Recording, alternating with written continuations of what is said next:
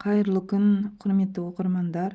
Сіздерге бүгін пайдалы кеңес айтатын боламын. Бүгінде компьютермен жұмыс істемейтін адам жоқтың қасы. Телефон қарамайтын бала жоқ. Қай мекемеге барсаңыз да компьютерге үңілген адамдарды кездестіресіз. Тіпті үйде де, әрбір үйде телефонға, компьютерге үңілген балалар, үлкендер, үлкен кіші барлығы да.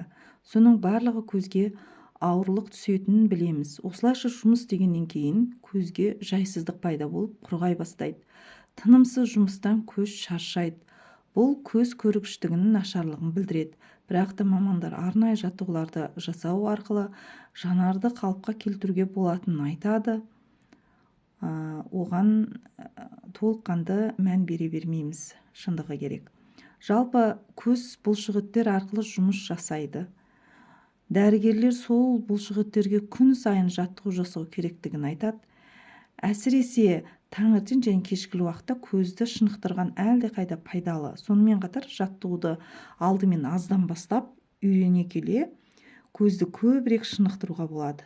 Жай қимылмен линзасыз және көзілдіріксіз жасаған дұрыс. Сонда нәтижесі болады. Сонымен суретке назар аударайық. Бірінші жаттығу: көзді жеңіл әрі тез ашып жұмыңыз.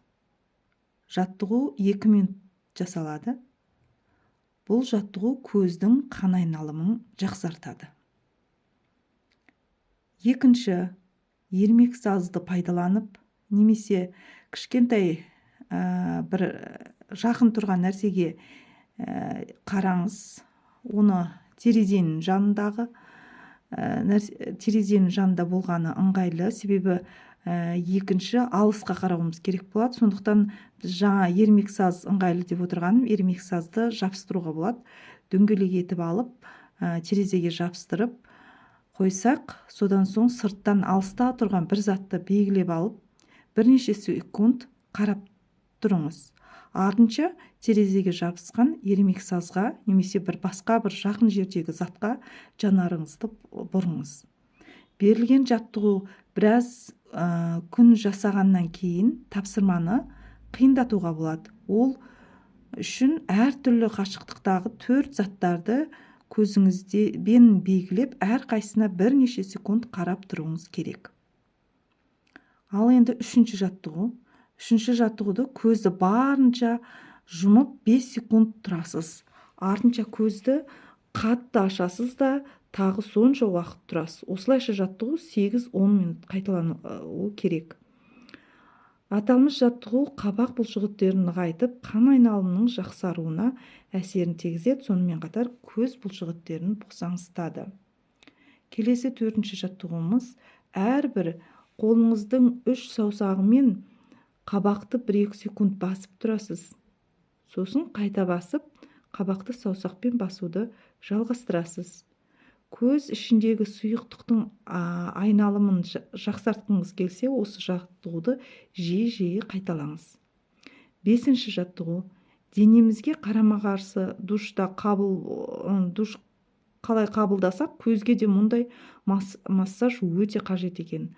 Таңертең ұйқыдан тұрғанда алдымен ыстық сумен, енді аса бір ыстық болмау керек, күйіп қалмау керек, көзді шайып, артынан салқын сумен жуасыз. Кешке керісінше салқын сумен шайып, одан соң ыстық шым-шым сумен пайдаланасыз.